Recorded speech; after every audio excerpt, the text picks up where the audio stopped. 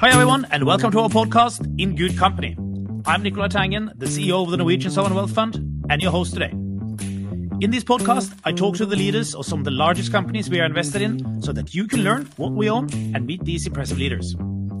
Today, I'm speaking to Darren Woods, the chair and CEO of the energy giant ExxonMobil. ExxonMobil is one of the largest and most powerful companies in the world, and it's been the dominant energy company for over a century. It is also the largest descendant of Rockefeller's Standard Oil. We own over 1% of ExxonMobil, translating into 50 billion kroner or $5 billion. Darren is a very impressive leader, and he has some challenges, but also huge opportunities in front of him, which we will discuss today. Tune in.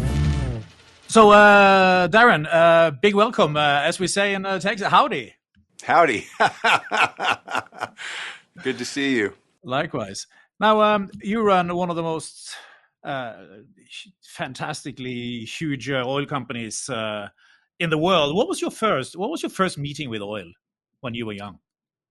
Well, I have to tell you, coming out of university, my MBA program, oil wasn't my first, or the energy industry wasn't my first go-to industry, but ExxonMobil was interviewing. I went and talked to the company, and basically the way they think about managing a business and the career opportunities they provide is what attracted me. I joined the company back in 1992 with I guess, intentions to better understand what that opportunity set looked like. Never envisioned at that time that I would find myself where I am today, 30 years plus on. So it's been one of these things. I always feel like, every day you earn your place in the company, and the company earns their place with you. And that's been, I think, a very positive relationship over the 30 plus years. Was it like the most prestigious thing one could join at the time? Actually, I would tell you, coming out of MBA, the MBA program in 1992, I think there was a general view that large companies were not in vogue. The perception of bureaucratic processes, large, slow-moving companies, and so I would say it actually was quite counter to what was in vogue. But frankly, the approach that the company takes and how it delegates responsibility and the expectation it puts on people coming into the company, I found attractive. And I can say over the 30 years I've worked with ExxonMobil, every job's been a challenge. Every job's been more and more responsibility, and the company really emphasizes the expectation that every job you take, you go in, one, with a very long-term mindset of how, and then two, with a view that how do you make things better on a sustainable basis. And the expectation is you leave every job better than you found it, and you do that in a sustainable way. And that's, so there's lots of challenges, lots of opportunities, very rewarding career, great people working on, I think, things that are important to society. And so it's been, I think you can find personal satisfaction in that, and also professional satisfaction. So it's been a really great career. So you grew up in Kansas. What was your upbringing like? Well, actually, I was born in Kansas, but my father worked with the U.S. military, and we moved around the world like a military family would. We were not in the military, but like I said, my father worked closely with them. So I moved every couple of years. We lived in South Korea, the Philippines, Hawaii. My dad's headquarters was in Texas, and so we'd find our way back to Texas every once in a while. But frankly, just moved all over the world. Found myself back in Texas my junior year in high school. Finished my senior year, and then wanted to stay in Texas for a little while, and went to Texas A&M. And by the time I graduated, I was ready to get moving again and see the world, and took off with jobs around the U.S. and then ultimately with Exxon and overseas again. So this moving around, what do you think how do you think that's impacted you? Well, I think, it gives you a very different perspective. I think it's powerful. In fact, I believe so much in it that I put my kids through the same challenges that I went through growing up. It's hard, I think, as a young person moving and constantly finding yourself as an outsider in a new culture. And I think one of the things that comes from that is to get very focused on values in your own value system, because constantly moving from one culture to the other, if you're not grounded in what you think your values are, or you aren't grounded in your own principles, then you're kind of afloat in this ever-changing dynamic environment. So for me personally, it really focused me on what I believe in, what are the values that I hold, because again, the foundation's always changing as you move from one place to the other.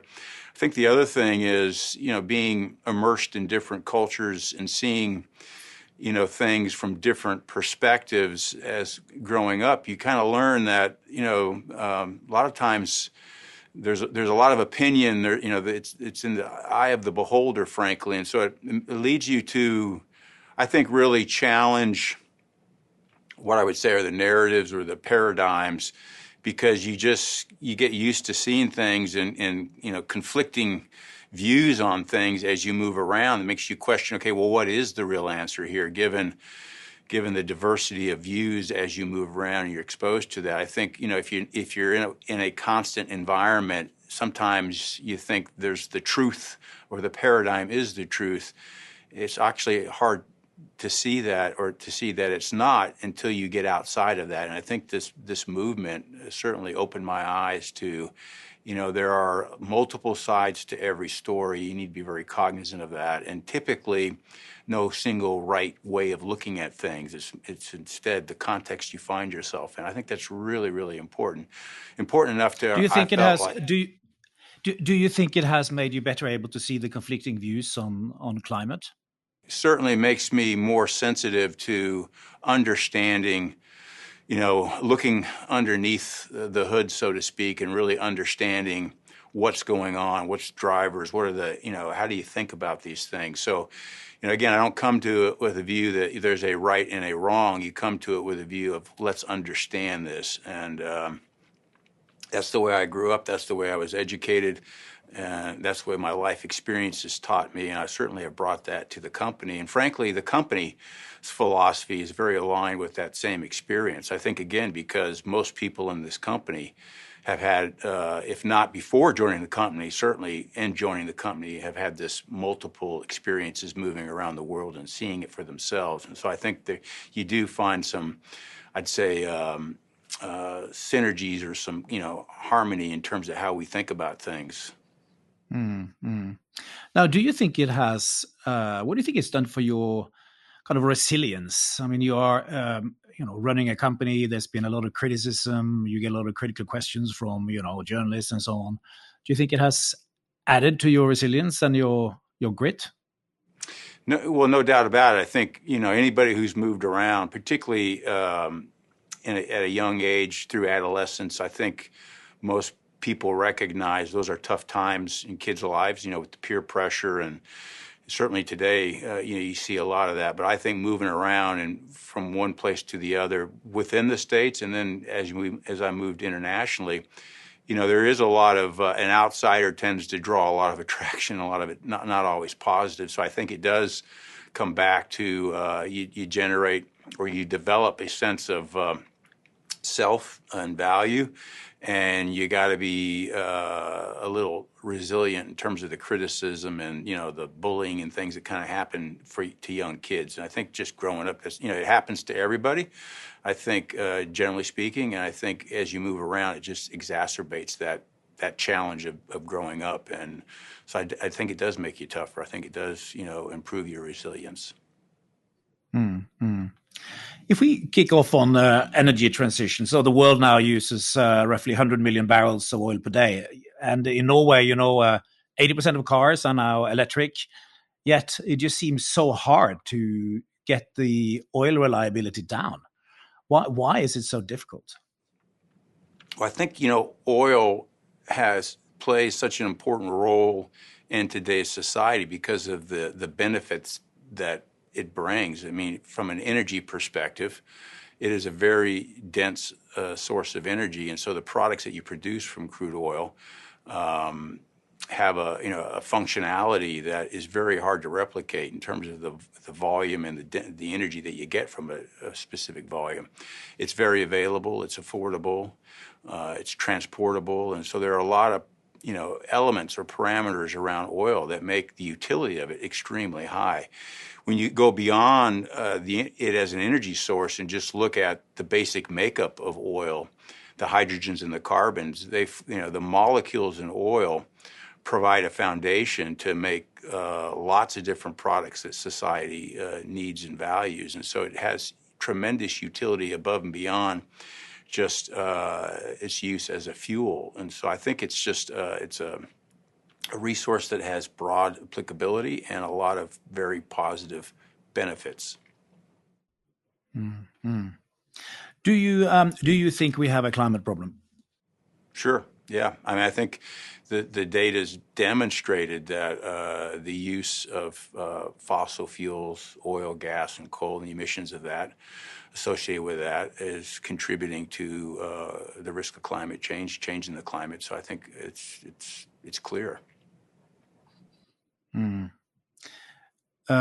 So when you look at the whole energy system, let's say 10, 20 years hence, what is it going to look like? Well, I think, the challenge here is we focus on the point around climate change and the emissions and the costs associated with the use of today's energy system and the emissions associated with it. You got at the same time, though, as you're thinking about how things are going to change, be very cognizant of the benefits and recognizing the benefits it's provided to society. And as you move to change the energy system and reduce emissions, you got at the same time think about how you continue to meet the other needs of society. So it is a multi-dimension challenge, a lot of give and takes. And the challenge we have is finding alternatives that have the same utility, the same affordability, the same availability. That's been the challenge here.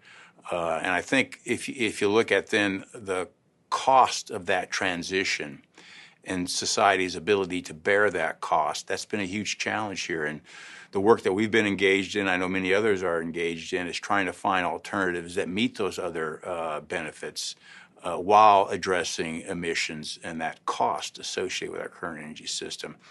And that, in the short term, I think until we find, better technologies that lower the cost it's been slow. I think it's going to continue to be slow. So 10 years time, I think we'll continue to make progress, but it won't be at the rate and pace that I think society's objectives reflect. And then I think the question is longer term, do we find as a society better technologies, improvements in technologies that lower that cost, improve availability to meet those other needs while addressing the emissions? And I think, frankly, that's a question that hasn't been addressed or we don't have the answers to yet. We're in the discovery mode. We're in the research and development mode. And unfortunately, I don't think society as a whole has put enough emphasis in that space and coming up with the additional solutions.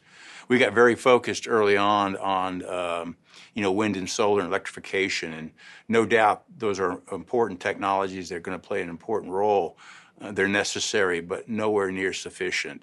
We've been too focused on that without enough emphasis on the other solutions that are required and the work that we need to do to find those solutions.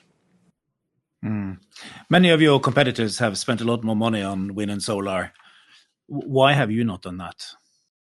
Well, we've looked at it from the standpoint of, first of all, what do we bring to that space? As a public company with shareholders' money, my view is we got to bring something unique there to deliver a return to our shareholders.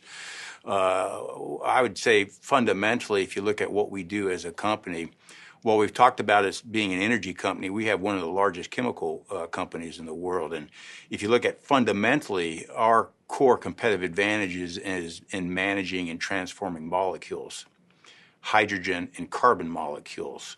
And so if you look at the history and what we've done and the progress we've made, it's been in our ability from a technology standpoint to better manipulate, manage, and transform molecules to make products that society needs.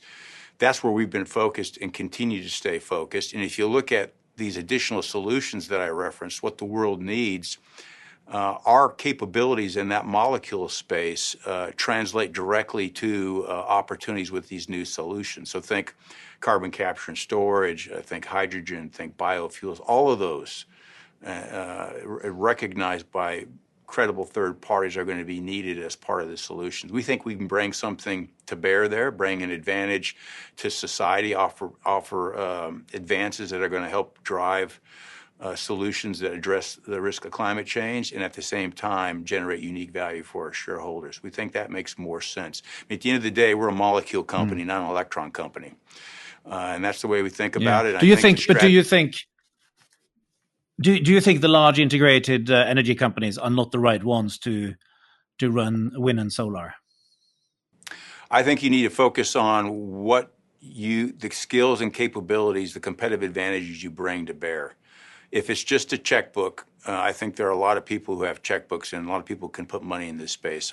The standard that we hold ourselves to is making sure that we can bring something unique to that space, that we can add value that others would be challenged to bring. And I think our technology capabilities certainly, I think, lend themselves to these other solution spaces, which are going to play a really critical role. Our ability to scale things up and to make technologies work at the scale required play a really important role here. Our ability to operate these facilities, complex facilities and processes that manage these molecules, we have huge advantage in that space. So I think, the fact that we manage today value chains across these existing energy systems and existing chemical product spaces lend themselves to the work that we're doing here. Our ability to start businesses from scratch. If you think about when we went into Papua New Guinea, when we go into Mozambique, went into Guyana, we're basically working with governments to establish brand new industries in those countries.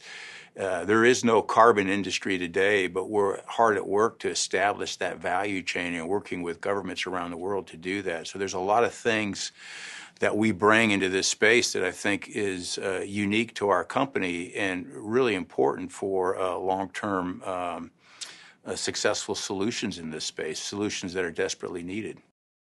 Are you surprised by the low returns that some of your competitors are accepting for some of the projects in wind and solar? I think what we're challenging ourselves on is if we bring a real advantage to this space, then we ought to be able to generate above average industry leading returns. And that's the criteria that we're using. And if we can't do that, then it says to me you're not bringing a unique, valuable advantage to this space, and therefore you got to look for other areas. And so that's the standard we hold ourselves to, is if we believe in our advantages, we need to find a way to leverage them, and then that leverage ought to translate into higher shareholder value, higher returns. And I've talked about before, this is an and equation. We don't have to focus on a solution and give up returns, or focus on returns and give up a solution. We can do both of these things. But it takes a discipline and focus on the unique things that we can do above and beyond others to bring value, and that value then will get recognized in higher returns. And I think, if I look at our low carbon solutions business that we recently launched, we're finding those opportunities. The projects that we're pursuing are allowing us to do both, to generate solutions, invest in solutions, and generate returns.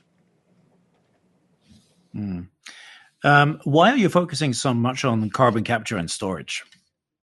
I think it's a critical element of the solution set, and it's not just ExxonMobil. I think if you step back, the IEA, IPCC, a lot of credible third parties in looking at the world and the solutions needed to rapidly address the emissions. Carbon capture is going to play a really important role. It is a technology that exists today. It's one that we have a lot of experience in. In fact, as a company, we've captured more anthropogenic CO2 than any other company on the planet, so we're pretty familiar with it. It's been used in the past for different reasons, but the technology remains the same. The cost is high when you start applying it to basically dilute sources of CO2. And that's one of the technical challenges associated with that. We've got work to do to make that technology more economic for more dilute sources of CO2. But that's work that we've got ongoing. I think it's going to play a critical role. And if you just step back and think about it, does it make sense? I mean, at the end of the day, the issue that we're trying to deal with are emissions and the reduction of emissions. People have taken a shortcut. There's been a narrative that's been progressed that says, what that means is you got to get rid of oil and gas. And that may be true in some applications.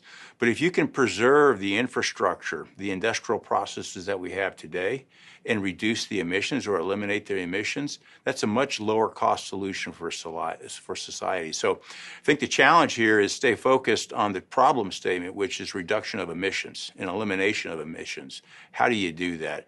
Like I said, in some cases that means eliminating the combustion of oil and gas or oil products. In other cases, it may mean eliminating the emissions associated with that combustion.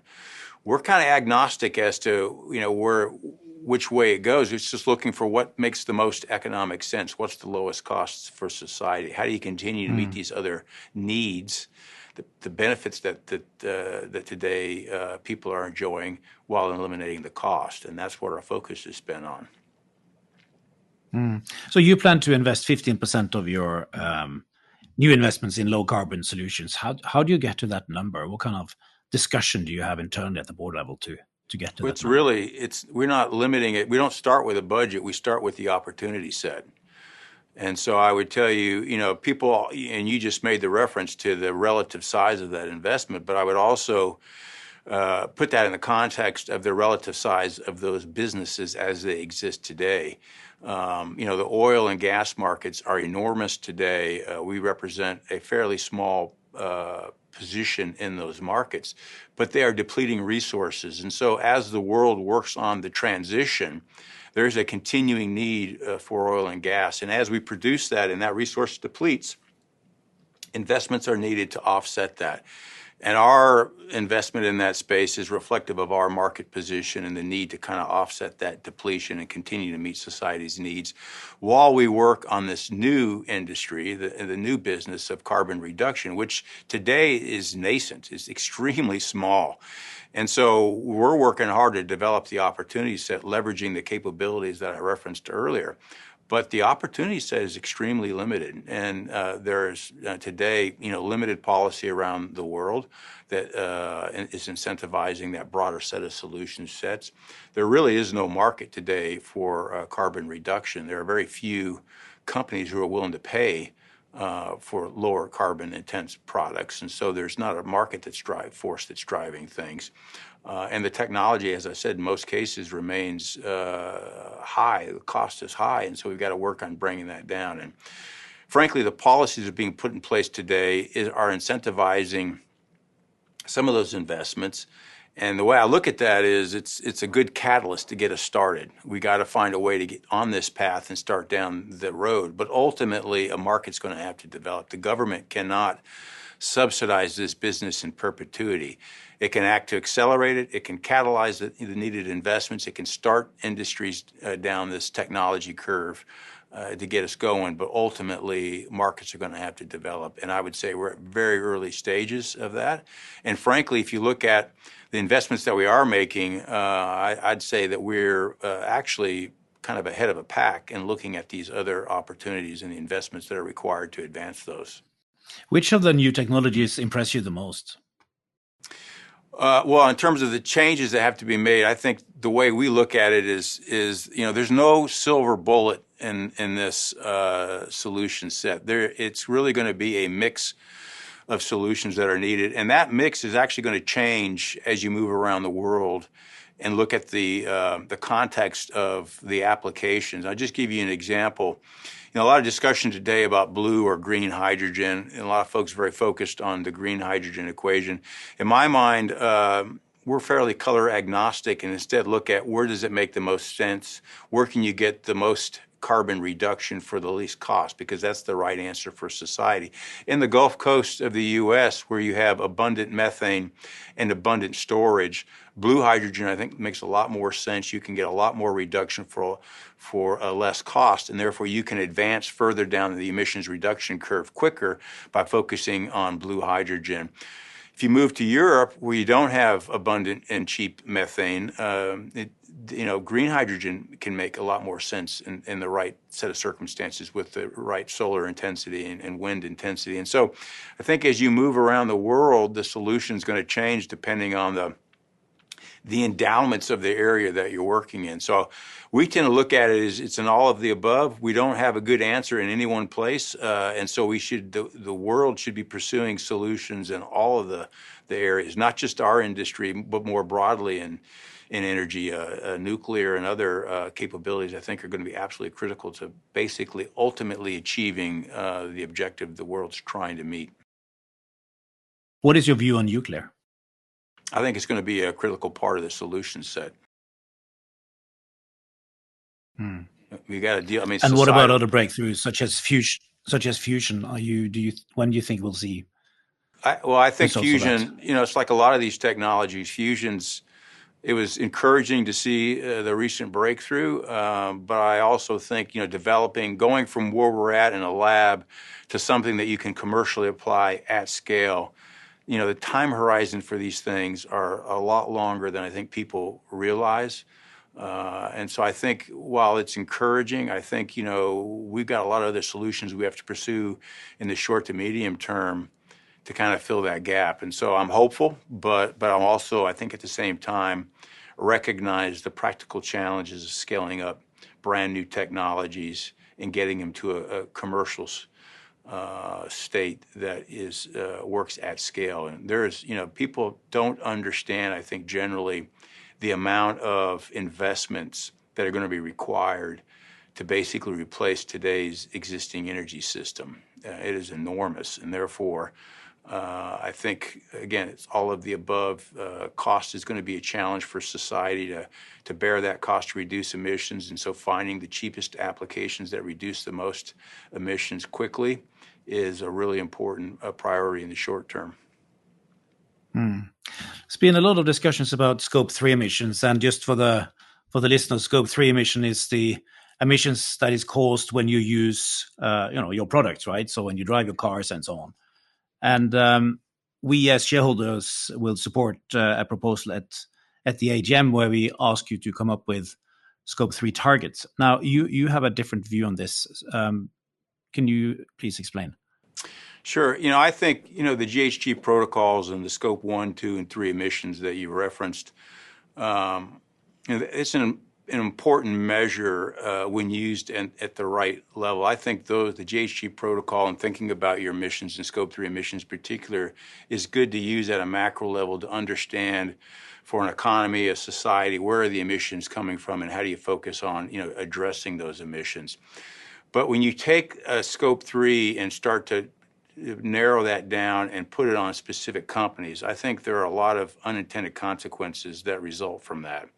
There are better ways of holding companies accountable for their emission profiles and the intensity of their emissions, and I think that's important. So I think it's important that companies understand what they're doing in this space and how they're contributing, but I also think it's important to hold them accountable for those emissions, but I also think it's important to have the right measures in place. And I'll give you an example of some of the unintended consequences associated with Scope 3 targets for a company like ExxonMobil.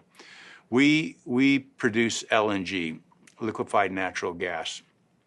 For every ton of natural gas that we produce and ship, typically to Asia, we back out coal. And therefore, we reduce emissions. And so growing our LNG business today, certainly in the medium term, short to medium term, is absolutely critical to backing out coal and reducing the world's emissions while we're working on these other solution sets, while we're working on the transition. If I have a Scope 3 target, every ton of LNG I produce is more Scope 3 emissions for me as a company. And so if I want to meet my objectives of reducing Scope 3, I stop growing LNG and the world burns more coal. That's not a good answer for society. Likewise, Scope 3 is an absolute measure. It doesn't take account size. And so the bigger the company, the more penalized you are on your emissions. But the reality is we ought to be focused on companies who are effective at managing their emissions, have a low emissions intensity. And for as long as products are needed, oil and gas products are needed, society ought to be preferencing companies that can produce those products at the lowest emissions possible. So if I look at my refining circuit today, we're one of the largest refiners, IOC company, international oil companies that have refining. If you look at the benchmarking that's been done by third parties, we have some of the lowest emissions intensity refineries in the world. And so from our perspective, as long as the world needs diesel and gasoline and other petroleum products produced for refining, you want a company that has low emissions intensity. We're one of those companies. If we stop producing diesel and gasoline, the world demand doesn't change. Somebody else will meet that. And almost by definition, you're taking one of the most efficient emissions, lowest emissions intense companies out of the mix for somebody else, probably with less transparency and certainly higher emissions associated with that production. And so it doesn't make sense to do that. So we've been advocating for kind of a life cycle analysis, looking at carbon intensity for the value chain and how we contribute to that space. We think that's a better way of holding companies accountable. We are holding ourselves accountable to our emissions intensity and driving our emissions intensity down, both our overall CO2 emissions intensity as well as methane. And I think that's a much more effective way. It still drives the accountability, it still drives the focus for the company, but it doesn't come along with the unintended consequences that the Scope 3 target does. Mm-hmm. Moving on to energy policy. So very, very different approach in the US versus Europe. In Europe, we put on extra taxes, and in the US, you launched the Inflation Reduction Act. Well, this was perhaps a bit oversimplified, but tell us, how do you see the two different policies working? Well, I would just say, what the IRA has tried to do is incentivize broader industry to make investments and reduce emissions intensity. And it's given, I think, in most cases, carbon intensity standards. So it's leaving it up to the industry to try to figure out how to meet those standards and not pick, winners and losers, but instead, or pick technologies, specific answers, and instead just let the market work to deliver on the objective of reducing emissions and lowering emissions intensity. And that's kind of what I'd say is the carrot approach. The stick approach, which is closer to the European, is one, I think, very prescriptive in terms of what they're trying. They're actually trying to micromanage the solution set based on what they know today. And frankly, we're at such an early stage. I think it's a huge mistake to be picking winners and losers and focusing on specific technologies, but instead should be looking more broadly at letting the markets figure out which solutions provide the most emissions reductions for the lowest cost. I think that's really clear. The other thing they're doing is penalizing companies or taxing them, so it's more of a stick approach. I mean, one of the issues there, frankly, is you start to drive industry out of the economy, and so it has significant consequences associated with that, with the penalizing companies for the emissions associated with making products that society still needs. Way too much emphasis on the supply side of the equation, not enough on the demand side of the equation. So as long as society continues to demand projects, the supply is going to come from somewhere. Taking it out of Europe and penalizing European companies or companies that are located in Europe for making those products just shifts that to some other jurisdiction. But ultimately, as long as the demand is sustained, prices go up, but consumers and society continue to use those products because today we don't have good alternatives. Now, whilst talking about Europe, we have to talk about your experience in Norway, because you had license 001, right? And I believe that's now part of Johan Sverdrup. But you left the Norwegian shelf. Why was that? Well, I think it's part of the broader approach that we've taken. It's continuing to look at where we can best apply our limited resources for the greatest advantage to shareholders. So we don't, start off by looking at any one place and drawing an opinion on that resource or that country. We instead look at what's the opportunity set look like, where can we bring the most value. If we have assets or resources where Others are better positioned to extract more value than we think we can, or where we have the available resources to dedicate to extract that value. That opens up an opportunity to improve, grow value by monetizing it today and allowing somebody to take those resources and focus their efforts in that space. And then we focus ours in other areas. So it's really just what I would say is a portfolio approach to evaluating where do we think as a company we can focus our efforts and grow the most value, contribute the most to societal needs, and then let others do it in other areas where we don't have the same opportunity.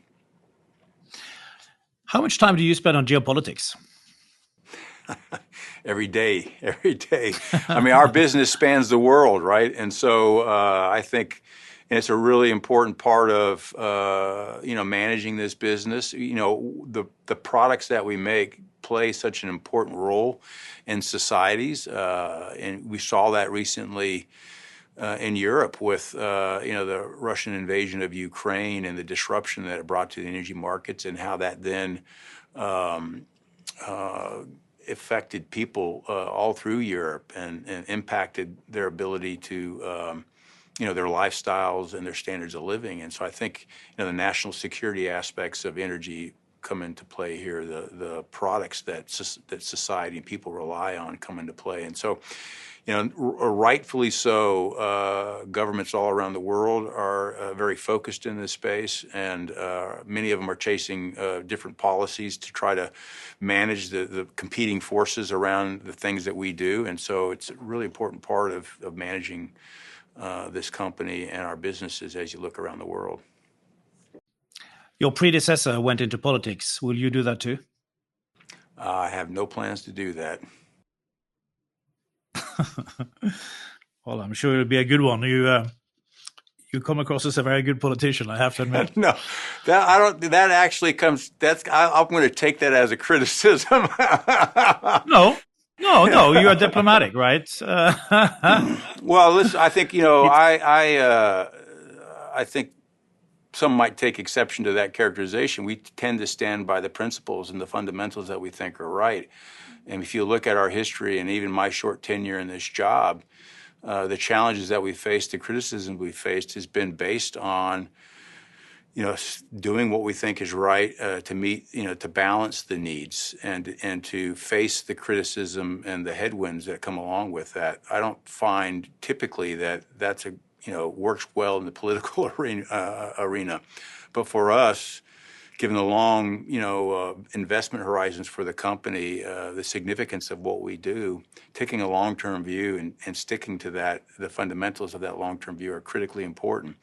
And we don't try to swing with the ups and downs, but instead try to, do the right thing for the right reasons in the right way. And we think ultimately, if it's not popular at one point in time, that with the passage of time, that those elements become clearer to people, and then they get aligned with it. So I can give you one example. In a 6-month period, I testified to Congress. The first testimony I gave was with the pressure of trying to reduce the amount of investments we were making in oil and gas. 6 months later, it was another congressional testimony explaining why we weren't investing more within a 6-month period. And so, from my standpoint, you can't move back and forth and switch so closely given the dynamics of the investment cycle and what's required to make these big investments. So you got to take a long-term view, stay very focused on the fundamentals, and try to drive, the right decisions for the long term. That doesn't, again, lend itself to the political cycles. Continuing on shift and heading, I believe you are just back from the Microsoft CEO Summit in Seattle. That's right. Which, of course, was about AI. Now, how is AI going to change Exxon? Well, that's a tough question to answer, because I think, we're on a very steep part of the curve with respect to evolutions in AI and the direction that AI is heading. I think it's going to have a profound impact, I think, on the world and all industries, including ourselves. At the heart of things, as I mentioned before, we're a technology company. And I think, using AI and applying that to our business and the different technical aspects that we do are going to have huge benefits. I think, fundamentally, the advances in AI are going to allow us to high grade the work that we ask our folks to do. A lot of the things we can now automate. When you say high grade, you mean do less boring stuff? Yeah, do less value-added work, and that then frees our people up to focus on the higher value, I think more intellectually challenging opportunity sets and improve. I think it's going to shorten the time cycle of innovation. It's going to shorten the time cycle for implementation. And so I think, what's generally going to happen is we're going to work on harder problems, and we're going to solve them faster. Is a simple way of kind of thinking about that. And I think the scope as to where this will apply itself, frankly, is under development. And I think, we're pretty excited about what the opportunity space here. We recently, when we reorganized on May 1st and created our Global Business Solutions Group, our supply chain group, we made a decision to move our information technology group into our research and technology organization. And so we've much more closely aligned what we're doing in the IT space and AI with our technology organization and the engineering and the research work that we do there. I think that's going to pay huge dividends. And that's a reflection of the recognition of the role that can play in driving this business and the success that we can have. Darren, many people in the industry really admire your corporate culture. How would you define the Exxon corporate culture?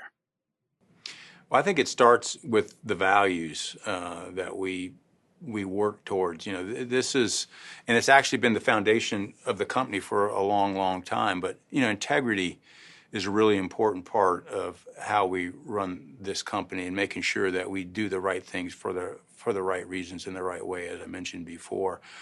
We have a value of care, caring for each other, caring about the impact that we have on society and the environment.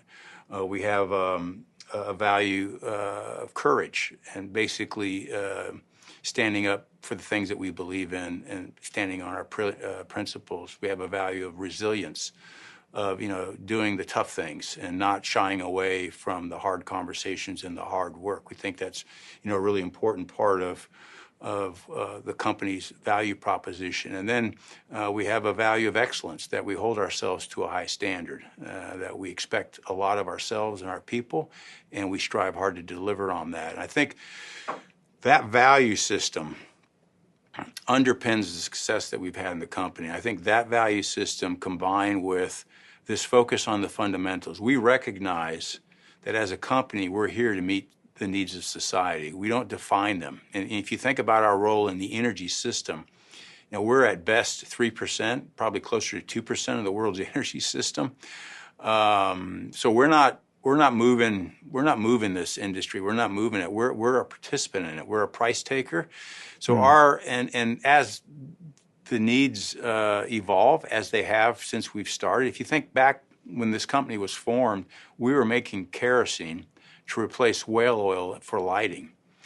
And then with time, the electric light came along. We moved into making gasoline. And if you look across our history as a company, we've always evolved, relying on these fundamental capabilities in terms of molecule management to meet society's needs.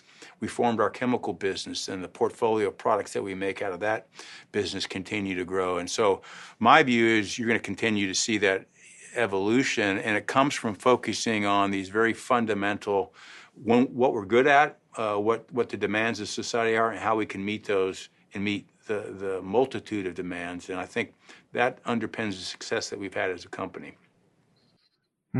I believe that going back to the 60s, you learned a lot from Japanese companies when it came to quality assurance and quality controls. Who do you learn from now?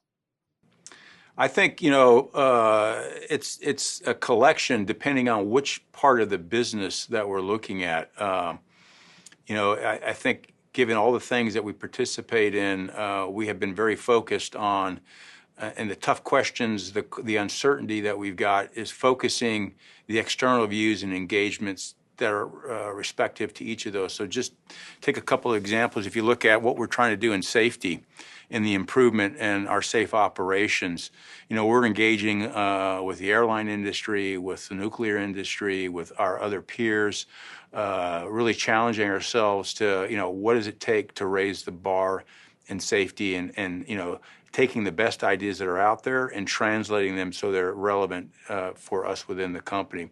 Technology is such a critical foundational element for our company and the evolution of our company, and frankly, our success over time. And so while we do a lot of technology internally, we also do a lot of work externally in working with the national labs here in the U.S. We have universities that we work with around the world, and we're also engaged in working with private ventures and technology companies, small startups, to try to, again, bring in the relevant perspective. So I think depending on which part of the business we're in, we're engaged with the relevant, I'd say, thought leaders in that space to make sure that we're responding to and understanding, what the art of the possible is, how people are thinking about things. I think we're fairly humble in our understanding of, how things are going to develop and what the right answer is. I think what we've found in our company is very difficult to predict where things are going to go. Very important to stay open to the range of possibilities and to make sure we're positioning ourselves so that we're successful, irrespective of which way things evolve. So if I now apply for a job in your company, how would you figure out whether I'm a good fit? What kind of questions do you ask me? Well, I don't interview too many people joining the company, to tell you the truth. I actually, at the senior level, which is where I get engaged, we try to make sure that the value systems are aligned. And so the values that I articulated earlier, asking questions to understand that fit. And I think as you go further down at lower levels within the company, that's certainly an important part, making sure that the value system that people are bringing into this space are aligned with the company. I think that's probably one of the most important things for a successful career, is making sure that the things that you value, the things that you're looking for in a company, that company is aligned with that, and that the opportunity set at the company matches what the individuals are looking for. I think, staying very focused again on the fundamentals. We're along our investment cycles in this industry spanned, a good decade. And so having the kind of that perspective of a long-term approach is really critical. And I think people who have aspire to solve problems, to contribute to society, have an interest in learning and having a lot of different experiences fit very well with our company. The beauty of coming to work for ExxonMobil is, given the scale and the number of businesses that we have, you can have a whole career and never do the same job twice. You can work in our specialty chemicals business and sell tackifiers that go into adhesives. You can run pipeline businesses, trading organizations, refinery manufacturing facilities. You can be in our upstream and offshore platforms. There's just a variety of different things you can do within this company, and you get to move from one job to the other, from one part of the industry to the other, and never leave the company. So always carry your equity with you. So that's, I think, a unique value proposition that we have. What would be your best advice to young people? I think, to thy own self be true. You really, I think, to me, a successful career starts with understanding what is it that you're looking for in life? What is it that satisfies you? And I think a successful career isn't about job titles. It's not about the amount of money you make. It's about fulfillment and satisfaction. And so that starts with understanding, what do you find fulfilling? What is it that satisfies you? And having a job that you find fulfilling and satisfying